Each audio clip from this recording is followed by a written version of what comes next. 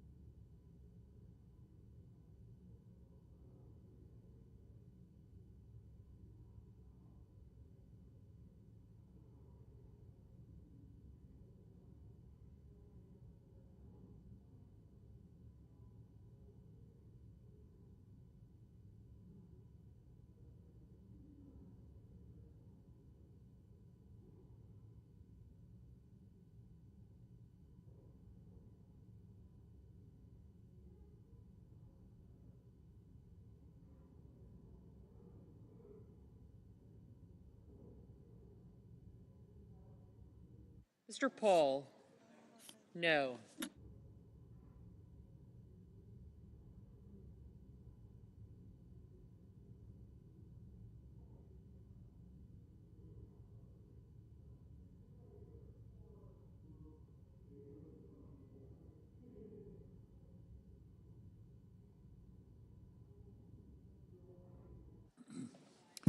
On this vote, the yeas are 55 and the nays are 45.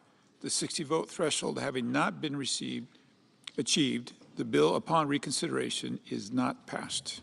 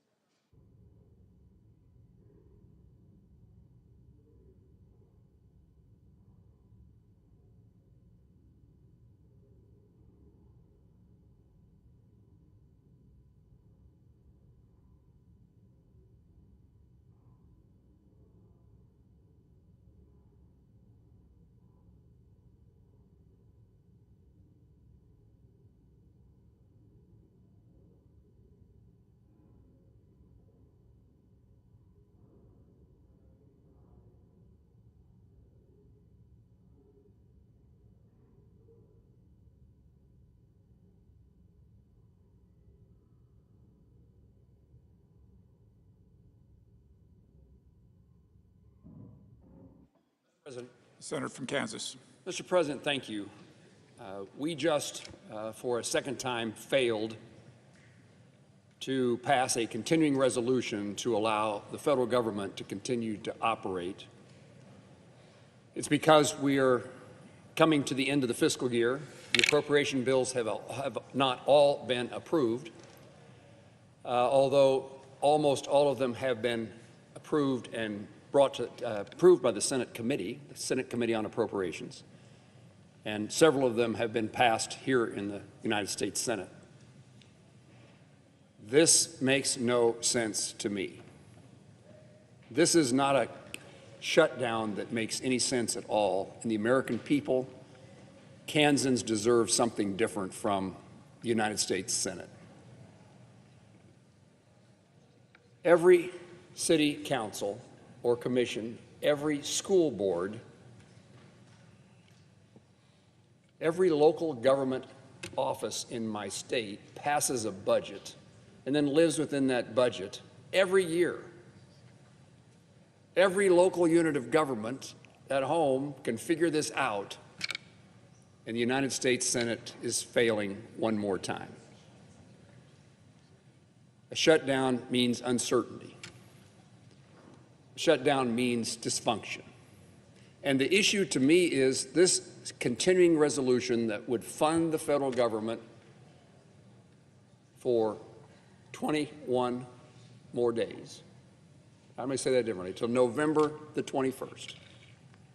A short period of time is designed to avoid that dysfunction, to avoid that uncertainty. All that's required is that we pass a continuing resolution, 60 votes in the United States Senate,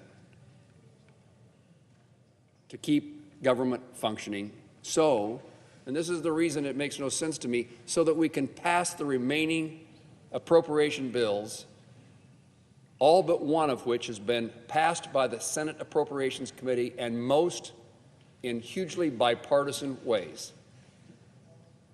And for whatever purpose and for whatever reason I don't understand, that seems beyond our capability. I understand there are those who wish to bring other issues to this bill.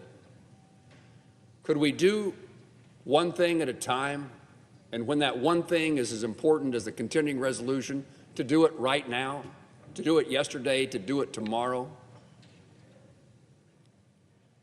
We can't pass a continuing resolution because there are those who want to bring other issues into the bill. Could those other issues not be considered at a later time? Seems to me that passing appropriation bills, the federal government functioning, is one of the primary necessities and responsibilities of the United States Senate, of the Congress of the United States. This is simple and straightforward. Give us a few more weeks to process the remaining appropriation bills. Government continues to function while we do so. A continuing resolution, particularly long-term, is a crazy thing because it says we're going to fund the federal government at the same level in the same way that we did last year.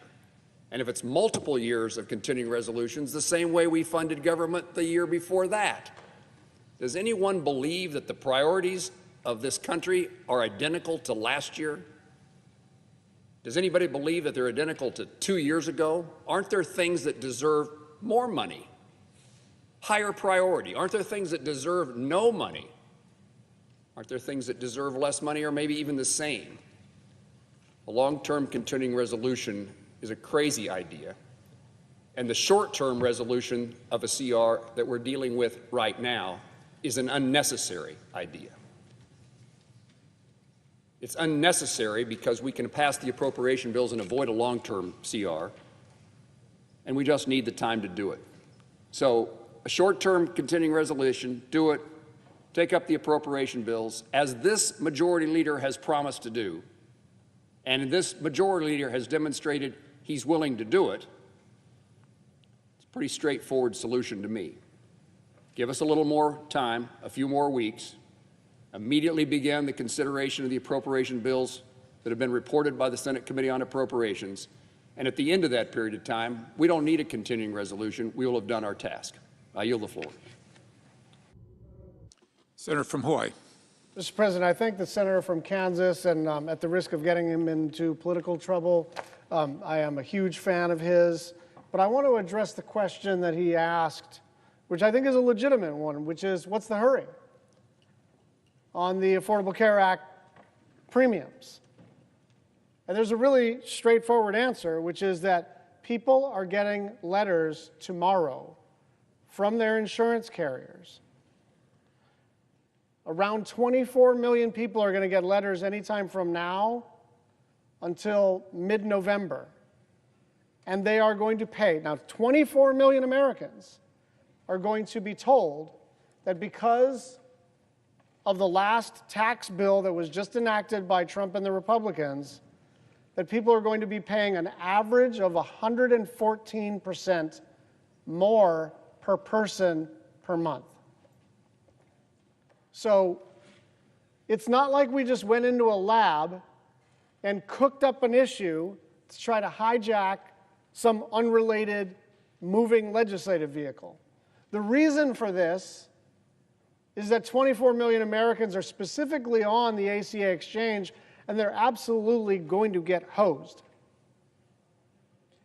And because we're all in the same risk pool, it's not just people on the ACA exchange that are going to see massive increases in their health care premiums. Almost every American is about to see a spike in their health care premiums, just like they've seen electricity rates going up at double the rate of inflation, just like they've seen the price of vegetables go up by 39%, just like they've seen shortages of lumber and labor. We have an opportunity to do something because our Republican colleagues, at least some of them, understand the magnitude of this problem for their constituents. And so the normal thing to do in a functioning legislative body where the President of the United States does not believe that he is an elected monarch is to try to negotiate some accommodation. After all, these are all of our constituents. It's not like they're exclusively in urban areas or something. They're not exclusively Democrats. In fact, they're slightly more Republican than Democrat on the ACA exchange.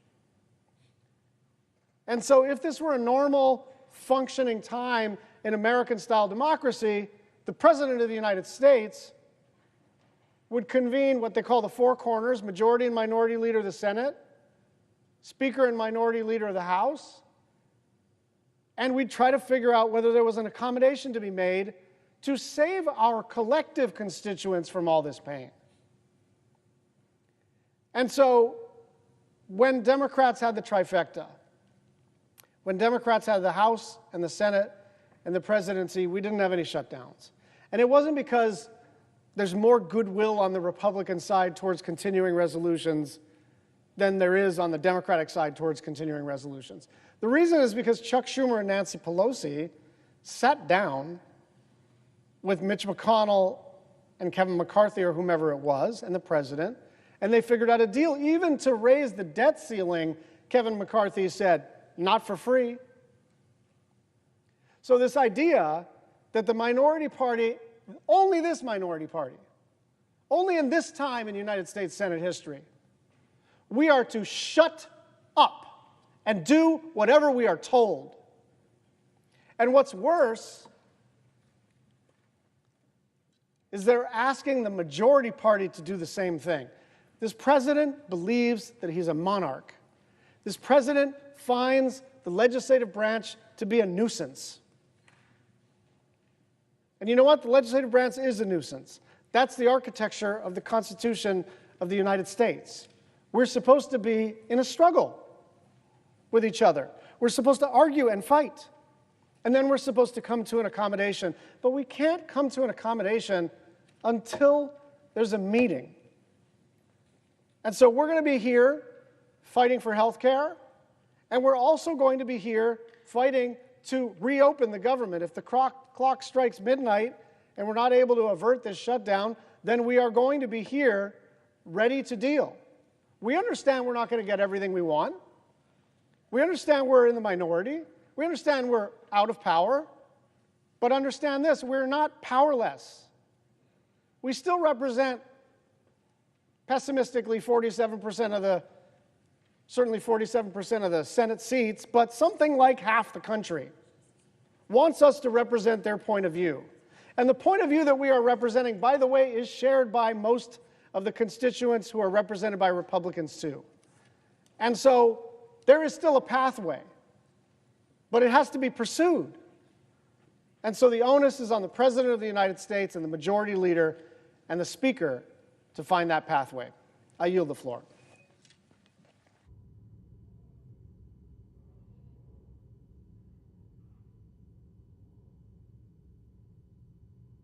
President. Senator from Nevada. Thank you, Mr. President. We're just a few hours away from the start of a government shutdown that could have been prevented by Washington Republicans just talking to us. But Donald Trump and Washington Republicans chose to once again put politics ahead of the American people. They won't come and talk to us. After slashing Medicaid and taking health care away from families who need it the most, Donald Trump and Washington Republicans are now shutting down the government, like I said, because they refuse to come to the table. They refuse to have a conversation. They refuse to work in a bipartisan way to stop a massive spike in health care costs for hard-working families, for all of you.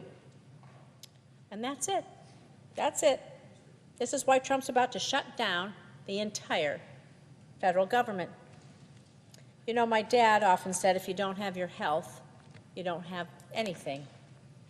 And it's clear that Donald Trump and Washington Republicans want you to have nothing. Nothing. Because they're doing everything they can to take away health care from as many Americans as possible. And for every American, everyone out there, your health care premiums are about to double. About to double, everybody across the board. So while Republicans, those folks here in Washington, fight for billionaires, Democrats are here fighting for you, for your health care, for your ability to see a doctor, get your prescriptions without breaking the bank.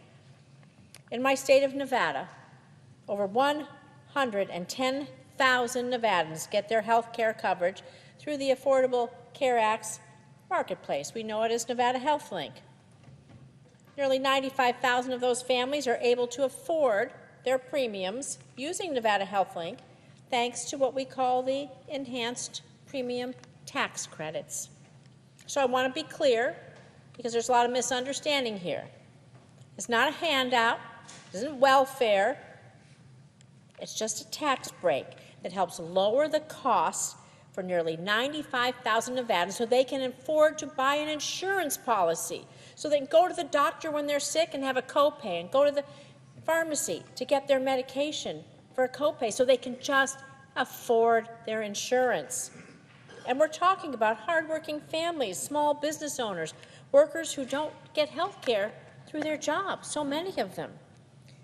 And these enhanced tax credits, they're about to expire. They're about to expire this year. And if Congress fails to act, health care costs across the board will double for everyone. Everyone.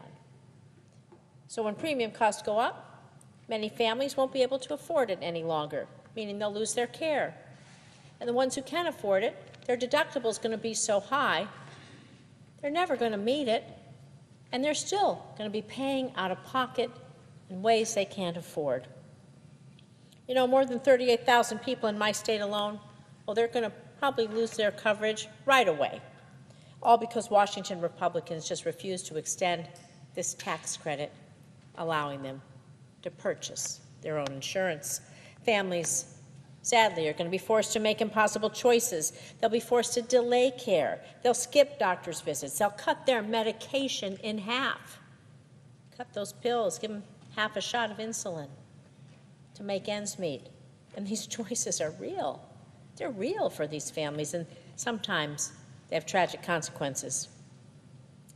And since the beginning of this year, Democrats have been trying to work in good faith with Washington Republicans to extend these ACA enhanced premium tax credits and protect Americans' health care coverage. We've even introduced bills to extend the tax credits. We've tried to pass them right here on the floor, and at every turn, Washington Republicans have refused. They refuse to hear your voice, refuse to listen to you. My phone is ringing off the hook about people scared to death about losing their health insurance.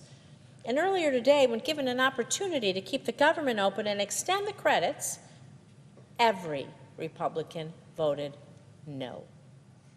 Instead of working with Democrats to keep health care affordable, Washington Republicans are holding the government and the American people's health hostage to score political points.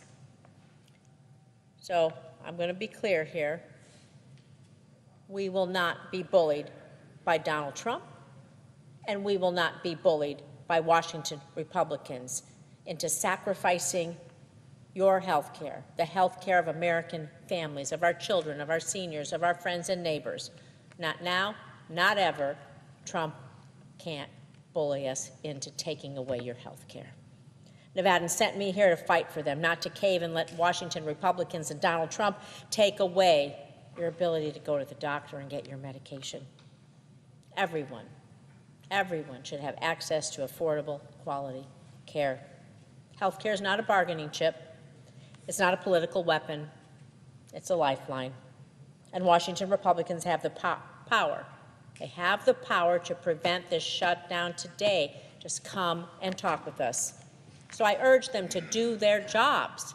Come to the table, have a discussion, have a negotiation, extend the ACA premium tax credits, put people over politics. The time is now. Thank you. I yield the floor.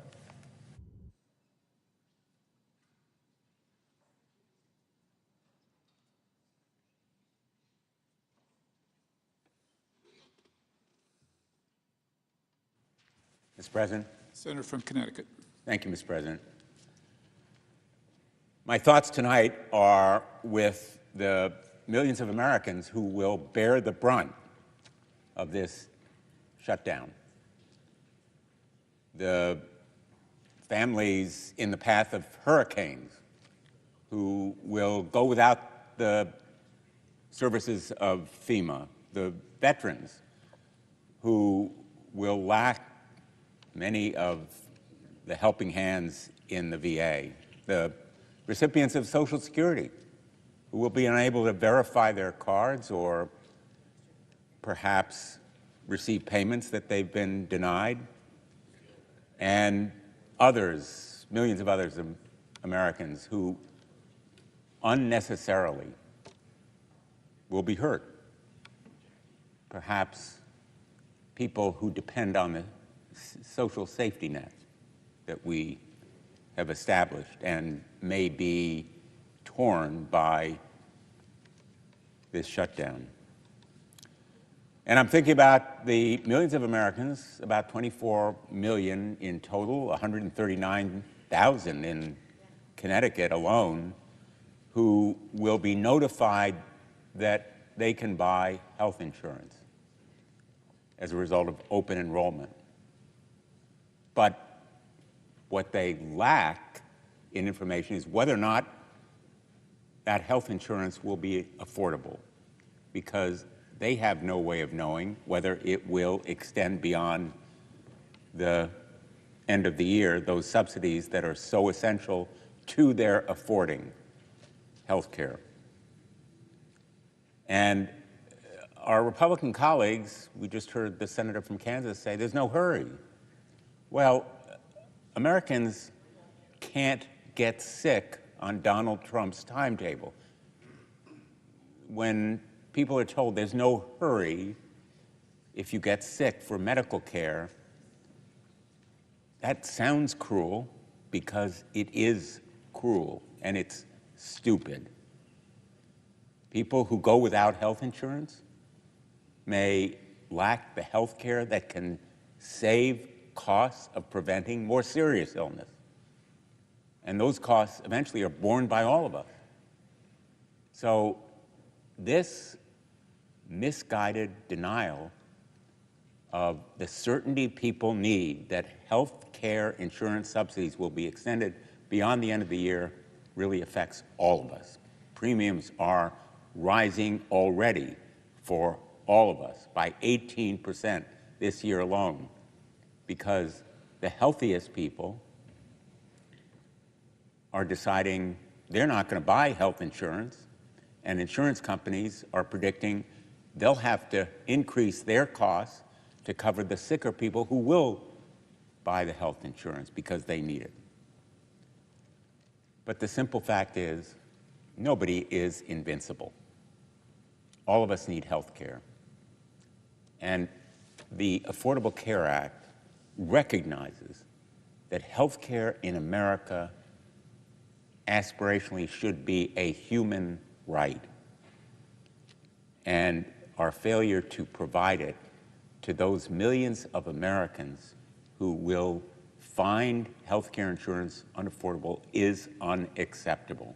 And that's why we are taking this stand, and why America can't wait for Donald Trump to tell them that they are sick enough now to be given this subsidy, which they deserve. I'm here to urge my Republican colleagues to stop rolling over for Donald Trump. Their constituents, as well as ours, are affected by this delay in providing affordable health insurance. For months, we have been calling attention to the need to act now. And this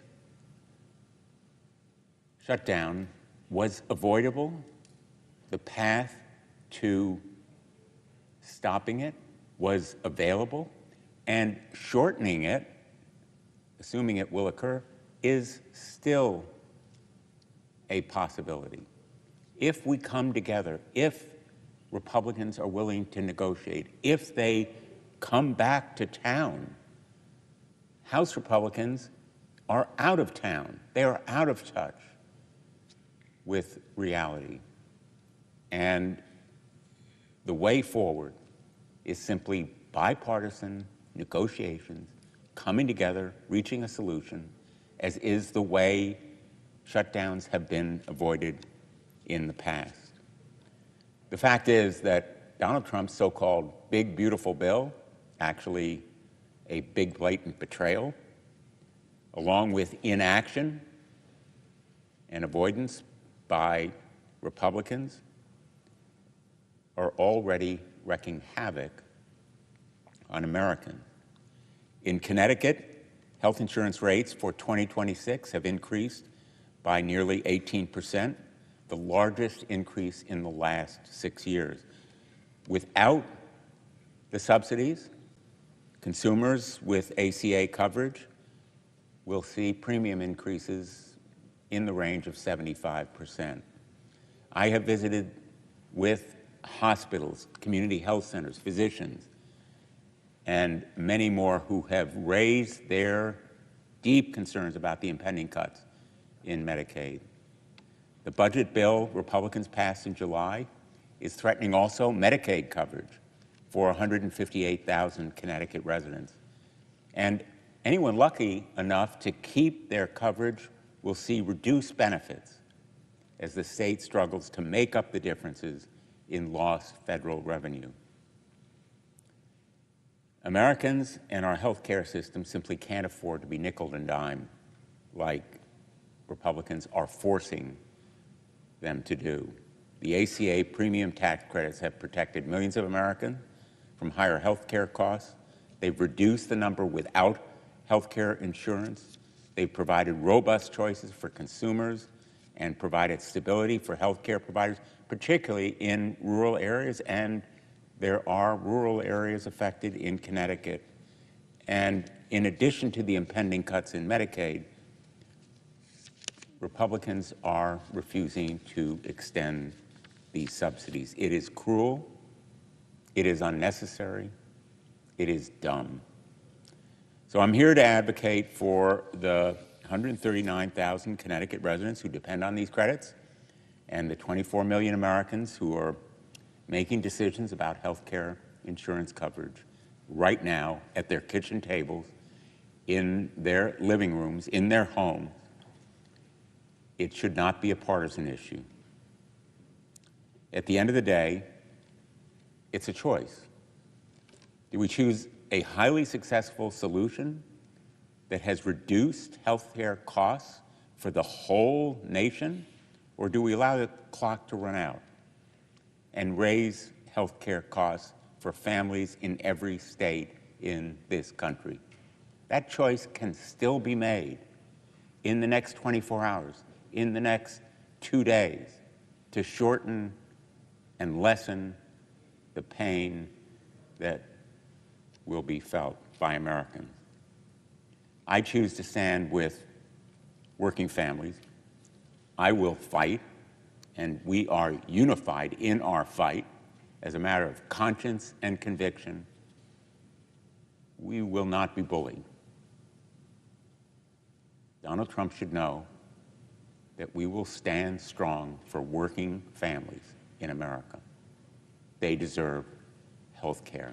It is about saving health care and holding Donald Trump accountable to follow the law. When there is a budget, when it's passed by Congress and signed by the President, he cannot be allowed to simply ride roughshod over it and disregard it. It is the rule of law and health care that's at stake here, and I will fight for them. Thank you, Mr. President. I yield. The senator from Rhode Island. Well,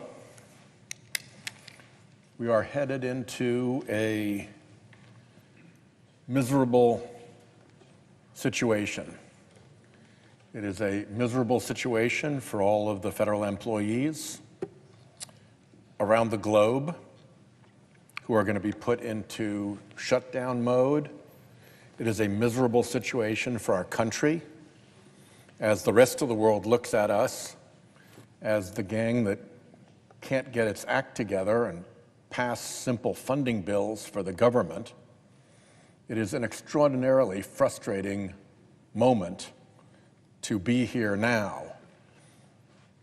There are very few people for whom this is not a miserable prospect, but there are a few of them, and one of them is OMB Director Russell Vought, who is a strange character who has spent his life in the care and feeding of the fossil fuel industry and big polluters, and who takes a perverse joy in destroying American government from the inside.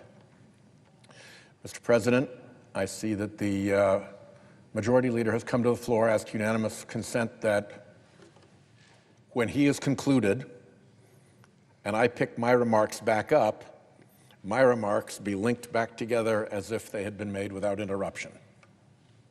Without objection. With that, I yield the floor to the Leader. Thank you, Mr. President. Thank the senator from Rhode Island for yielding. I'll be very quick here. Mr. President, I ask unanimous consent that the Senate be in a period of morning business with senators permitted to speak therein for up to 10 minutes each. Without objection. I ask unanimous consent that the Senate now proceed to the in-block consideration of the following resolutions which are at the desk: SRS 427, SRS 428, SRS 429. Is there an objection to proceeding en bloc? Without objection, the Senate will proceed en bloc.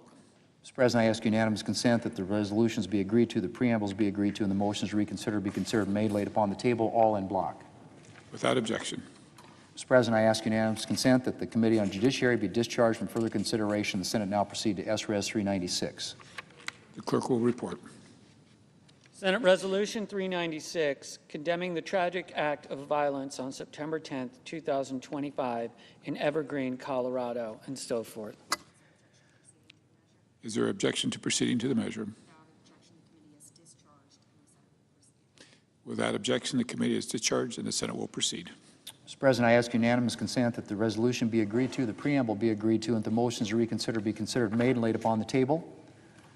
Without objection. I ask unanimous consent that when the Senate completes its business today, it stand adjourned until 10 a.m. on Wednesday, October the 1st, that following the prayer and pledge, the journal proceedings be approved today at the morning hour be deemed expired, and the time for the two leaders be reserved for the use later in the day. Morning business be closed, and Senate resume consideration of calendar number 115, S2296. Without objection, so ordered. Mr. President, for the information of my colleagues, senators should expect 3 votes at 11 a.m. and further votes later in the day. If there's no further business to come before the Senate, I ask that it stand adjourned under the previous order following the remarks of my colleagues. Without objection. The senator from Rhode Island. So there will be misery ahead for most normal people, not counting the weird ones who like inflicting pain and doing damage for the benefit of a bunch of creepy right-wing billionaires who've propped them up their whole lives. And the reason we're here is really twofold. One, as they've shown during the Trump regime, Republicans really don't want to govern. They want to rule. They don't want to talk to Democrats, even where they need our votes. Here they need our votes. And yet, what have we been offered to get those votes? Nothing. Not even discussions.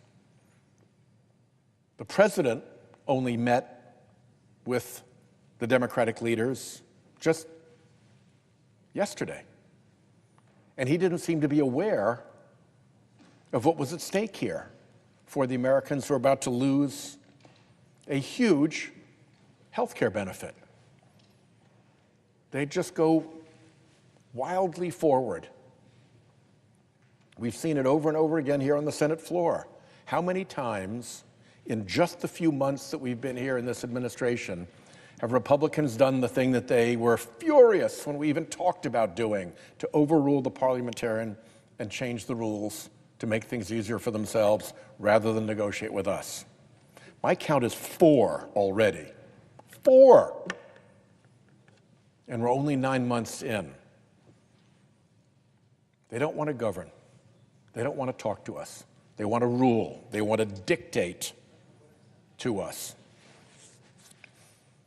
And at the same time, the other reason we're here is that there's this strange Republican fixation with taking health care away from people. I do not understand it.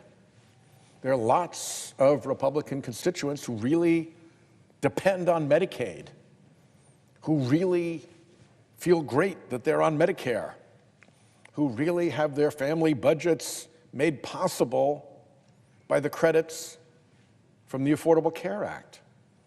It's not like Democrats get the benefit of this. Everybody gets the benefit of this. And yet, what have we been put through just in these months? $1 trillion in cuts to Medicaid.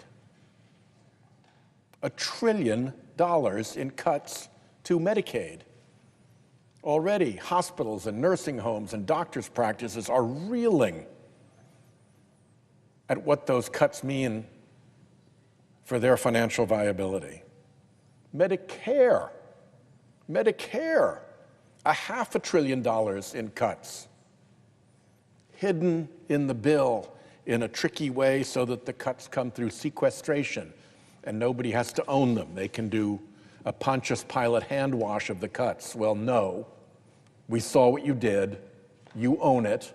It's a $500 billion cut to Medicare. And why you would want to do that, I cannot imagine, but that's what you did. And now we have these cuts to people receiving help, paying for their health care under the Affordable Care Act. It's going to be about 40,000 Rhode Islanders. These aren't people who have loads of money. Their premiums are going to, on average, double or better. I mentioned a retired mental health counselor yesterday. She's going to have $477 in added expense every single month because of this. And it all starts now. It all starts happening now. So when we're told, why are we forcing the issue now? It's because now is when the issue is upon us. When we're told, why don't we negotiate later? My question is, why aren't we negotiating now? Why would we believe when we're told that you'll negotiate later on this when you won't negotiate now on this? Now when you need our votes, you won't negotiate on something that you say you'll negotiate later? Why does that make any sense? Why is that even remotely credible? The harm starts now. The negotiations should start now. And frankly, what Democrats are asking for is something you ought to be doing anyway, just to help your own constituents. This shouldn't be hard at all. We should not be here having this conversation. This should have been resolved already, except that the Republican majority wants to rule, not govern, and they have this strange fixation with taking away health care, even from their own constituents. Over and over again, we've seen it. We've seen it with the repeated overrulings of the parliamentarian. We've seen it with the Beautiful for Billionaires bill that got rammed through with a simple majority. We've seen it with the change in the rules to allow 100 nominees to go through at a time under advice and consent. We have seen it with clean air standards that help everyone being repealed over and over and over again. The Republicans take the path that allows them to rule, not to govern, that allows them to ignore the minority party even when they need our votes, even when what we're asking for is in their constituents' interests, even when what we're asking for is something that their constituents want. Even then, we're up against this blockade. So I hope that Republicans come to their senses. I hope that the president realizes what he is doing and that we can put an end to this shutdown as quickly as possible. But let me make this absolutely clear. This is a shutdown that lands entirely at the feet of the Republican Party that controls the Senate, that controls the House, that controls the presidency, that won't negotiate with Democrats even when it needs our votes, and that has an unhealthy fixation with taking away health care from their fellow Americans. I yield the floor. Madam President. The senator from Delaware is recognized. Madam President, I'm asking why we're here. Why we're here on the floor of the Senate as the hours tick down to the end of the federal fiscal year and the shutdown of the federal government. I've served here 15 years. I've seen my share of shutdowns, and I know how much they hurt. How much they hurt the men and women of our military, federal law enforcement, folks who serve and protect our country at home and abroad. And they should not have to wonder when or if they'll get paid. A shutdown isn't good for our reputation abroad and our cohesion at home. I have always worked to find some path, some deal, some way to keep the government open. And I've talked to a dozen colleagues in recent days about this fight and about tonight. This is about health care. This is about my party saying enough is enough.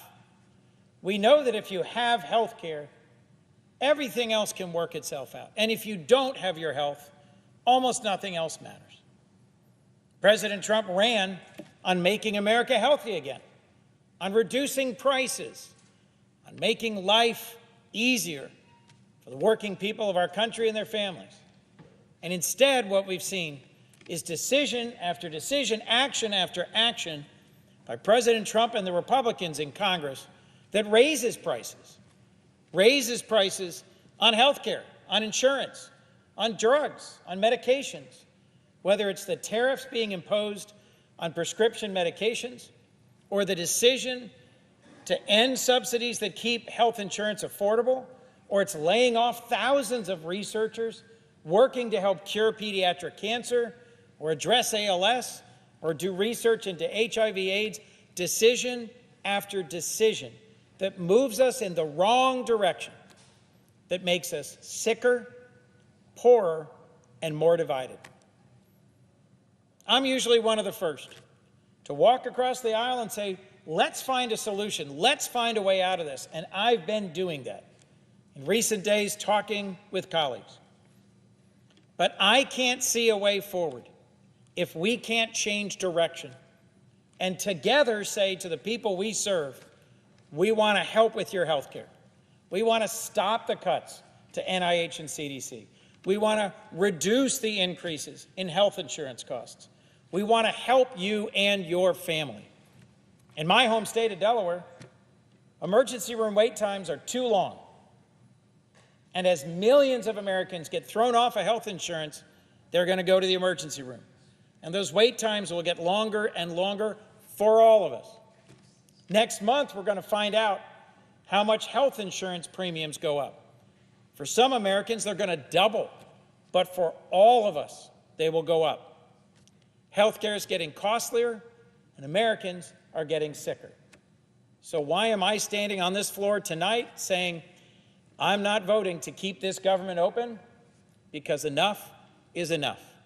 There are ways we can and should work together to change direction, to put on the floor the bipartisan health appropriations bill that'll restore tens of billions of dollars to the NIH and CDC, that'll stop Trump's cuts to American health care and insurance and research.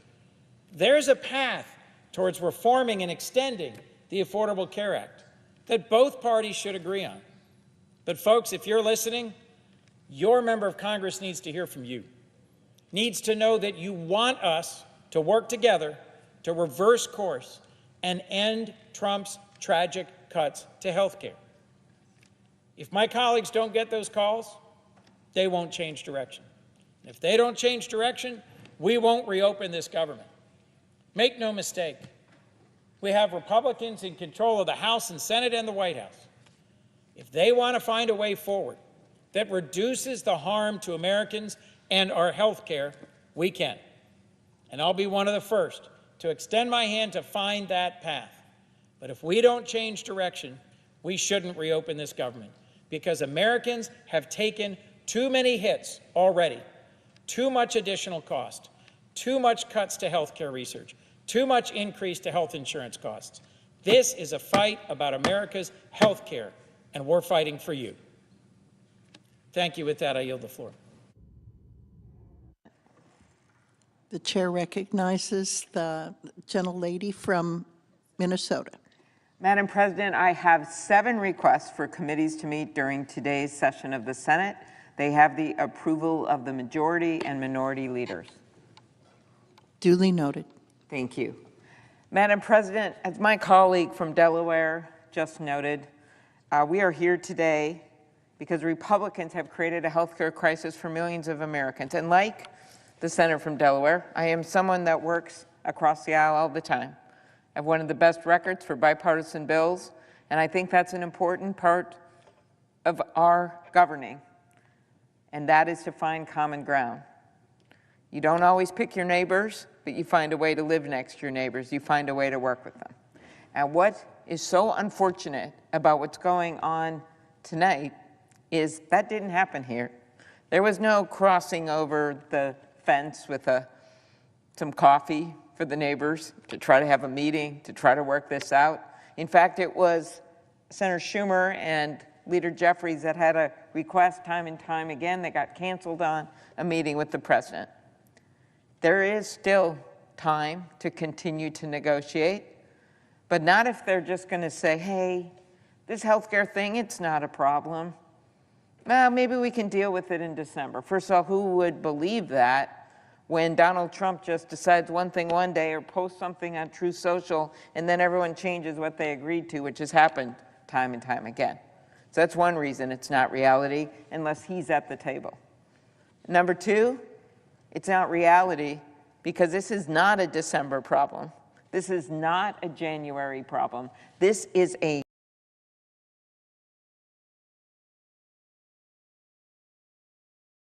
now problem. November 1st, that's when people start re-enrolling. Whole bunch of small businesses, 20 million people. More than a quarter of the farmers in this country who are already facing, as one of my farmers said to me last week, a perfect storm of ugly. That's about the tariffs, that's about their input costs with fertilizer, and that's about their personal health care costs. A perfect storm of ugly. When you're in a big storm in Minnesota, you don't just go outside and hold an umbrella and think maybe it'll go away. You do something about it then. You take cover then. You help people take cover then. That's not what they're doing with this vote tonight. We have a bill that would help millions of Americans sleep easier. We're still dealing with the tariffs.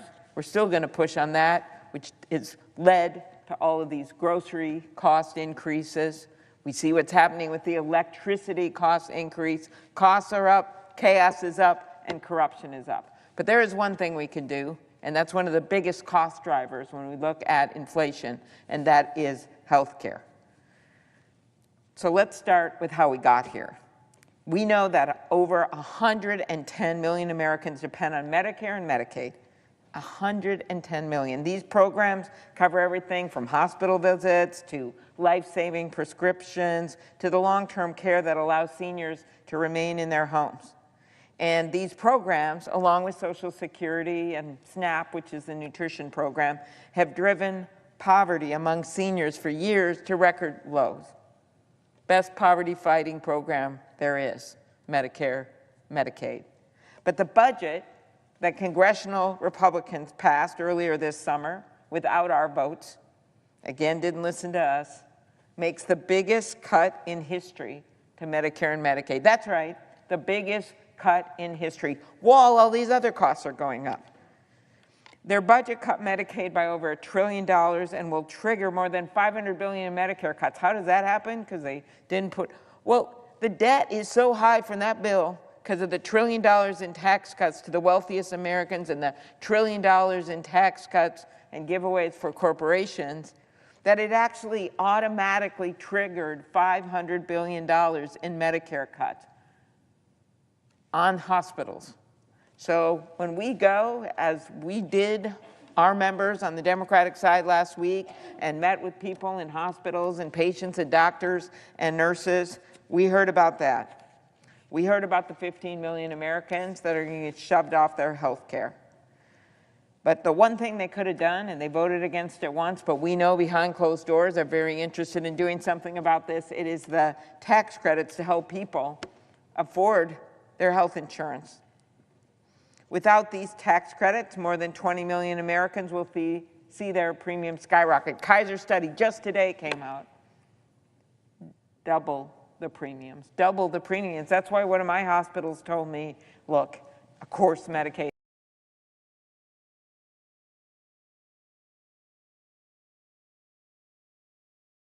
hits us hard. Of course, Medicare does. But so many of our patients and the people who visit our clinic are on MNsure, that's the Affordable Care Act plan in my state, that if this happens, a whole bunch of them won't be able to afford it. Then they're going to show up in our emergency rooms, they're going to show up without insurance, they're not going to get the surgeries that they need, and they're not going to do their doctor's visits. That's why you've seen some Republicans, some overtly saying, we've got to do something about this. They shouldn't be talking about off-ramps. They should be talking about how to get their constituents off a cliff. Earlier this year, we marked the 60th anniversary of Medicare and Medicaid. As we look back at this monumental achievement, we should be strengthening health care in this country, not undermining it.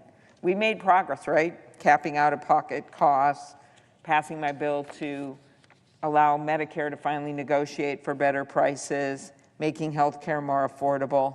But we should be building on that progress because the status quo is not okay for people right now. We should be building on that progress by making improvements to these programs, not making them harder. So we are calling on our Republican colleagues to pass our bill.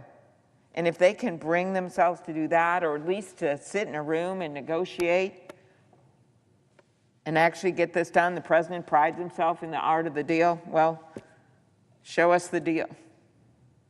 Don't say you don't need our votes, because you just found out tonight that you do.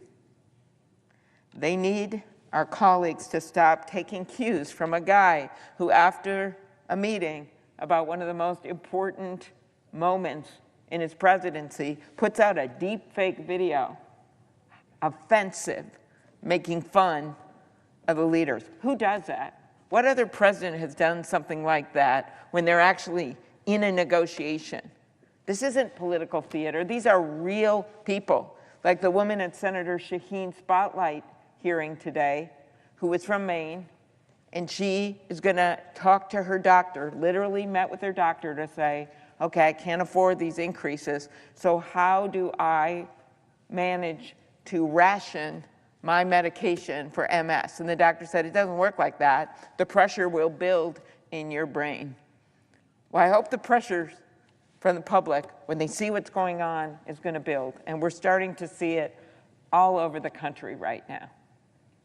This is not the time to just accept the status quo and say we can't do anything about it while our constituents are going off that premium cliff. So maybe the president needs to get out and talk to that farmer whose soybean market has dried up. Now he's not going to be able to afford his health insurance, and see that perfect storm of ugly. He's not going to meet those people on the golf course in Mar-a-Lago. I can tell you that right now. He needs to get out there. And it's time to start taking cues and listen to real people and not memes and not fake deep fake videos. This is not a joke.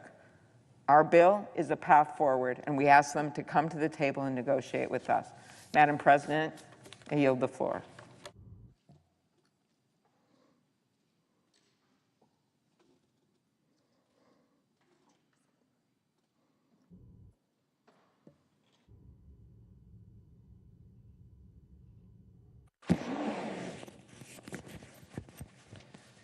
Madam President.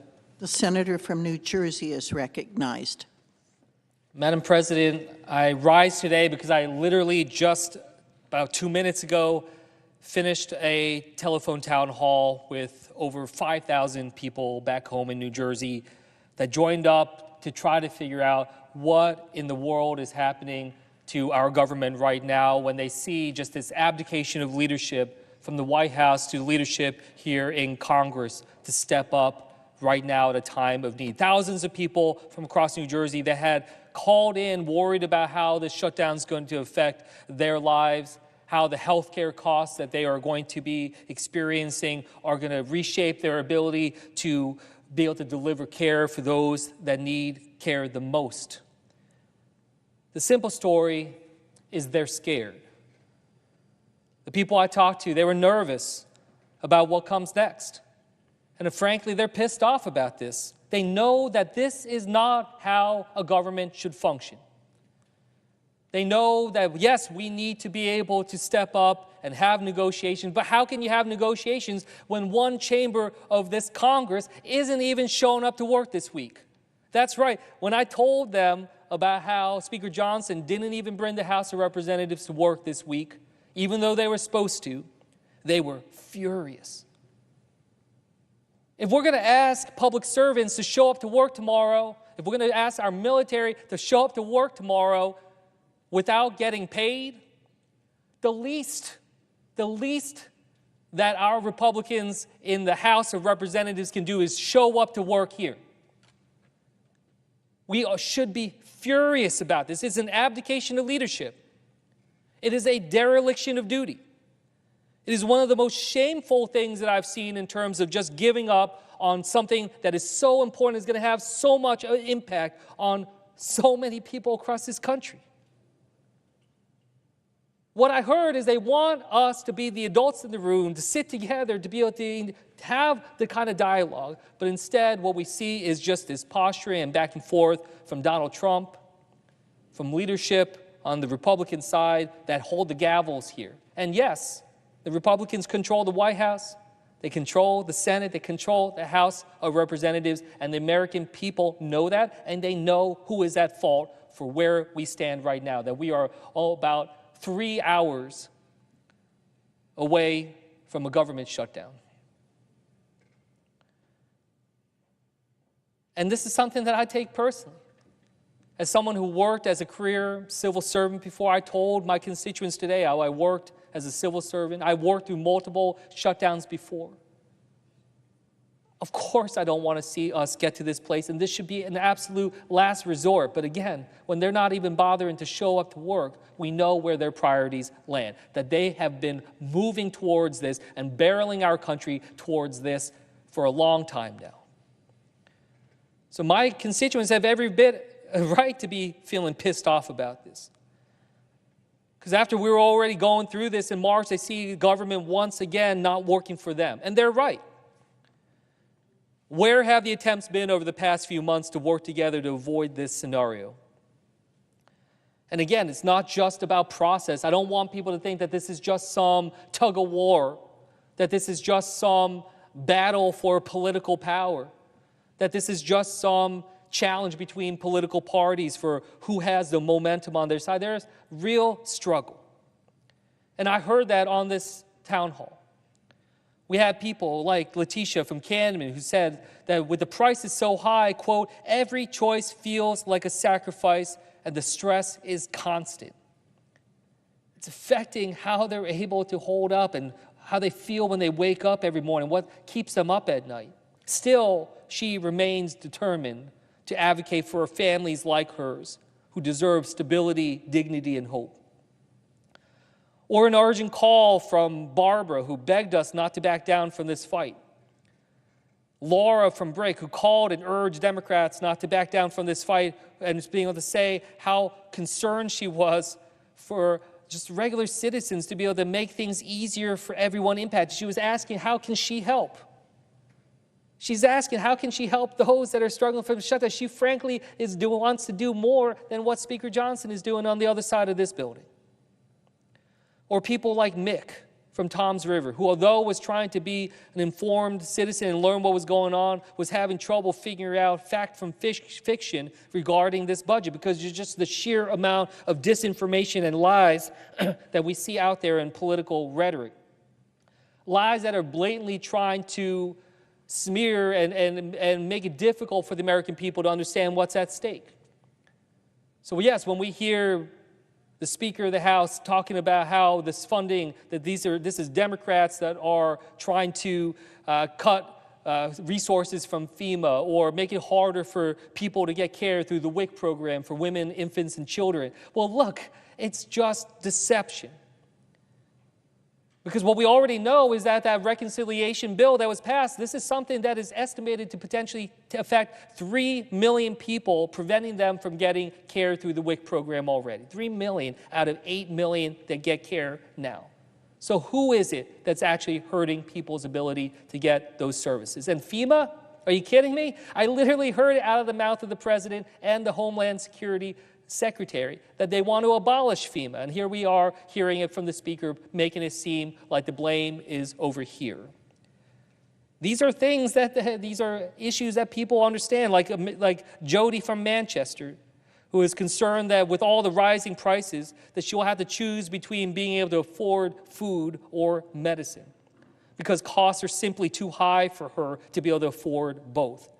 No one in this country, the richest, most powerful country in the world, should ever have to make that kind of trade-off. Yet we see right now, we're on the cusp of it, not just 3 hours away from a shutdown, but over the course of tomorrow and the coming days, Americans all over this country will be getting their new bills when it comes to health care. And we see that tens of millions of them will have to pay more, possibly double what they're already paying. Over 4.5 million Americans to lose their care, including many in New Jersey. That is a catastrophe that we see coming. We knew it was coming, and we were trying to take action to be able to address that. And what happened? Kicking the can down the road. When does open enrollment start when it comes to healthcare? Starts in November. So what good is it if we punt towards Thanksgiving, which is what this body tried to do? They need solutions now. They need answers now. And they're not getting it, and they're certainly not seeing anything that resembles leadership in this country right now. So yes, when I'm hearing from Lorena from Forked River, who says that, literally could lose her current health insurance if the ACA premiums go away, that's what we're fighting for. That's what I hope people see over the coming period as this continues on. Because I know it's so easy to make it feels like, again, it's just completely detached. And often it really seems that way. It feels like people here in the Senate, here in Congress, at the White House, that we're playing with other people's chips, that we don't feel it ourselves. I have to say, I found it disgusting when I learned in 2019 and I came into Congress that the president and members of Congress get paid during a shutdown, that they continue to get their salary while service members in our military and other public servants do not, even though they are showing up to do the work. We should not be held to a different standard. We should not be in a place where it seems like we're above the rest. Because that's exactly what the rest of the American people believe. They believe that we think that we're above the law, that we don't have to obey it, that we don't have to follow the rules that other people do, and that's why they are losing trust in this government. And I can tell you, come midnight today, they have every bit reason to believe that, because we have failed to ability to be able to deliver for so many people. We had Lucinda from Whiting write in telling us, begging us to hold the line when it comes to fighting for health care.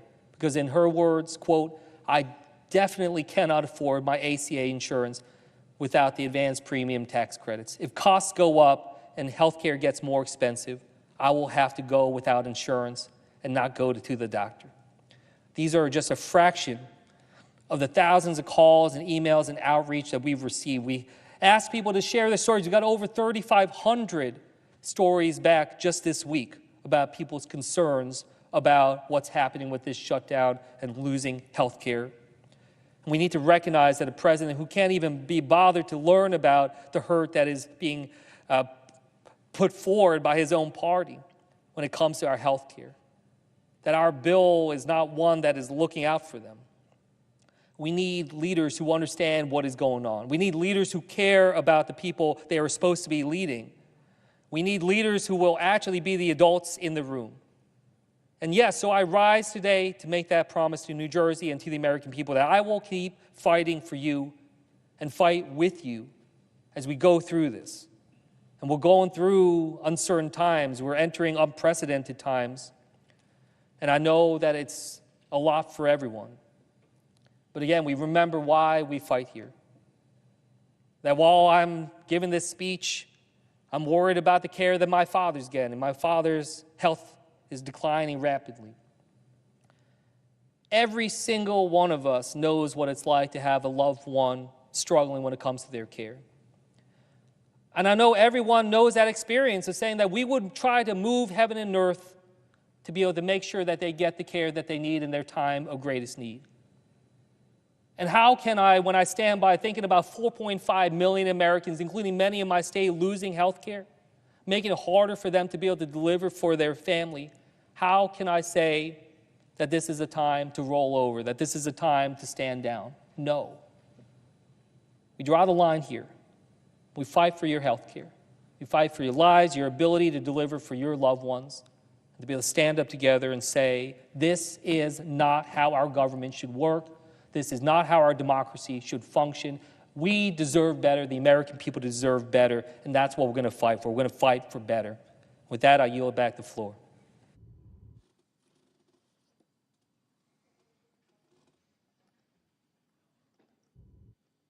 The Senate stands adjourned until 10 a.m. tomorrow.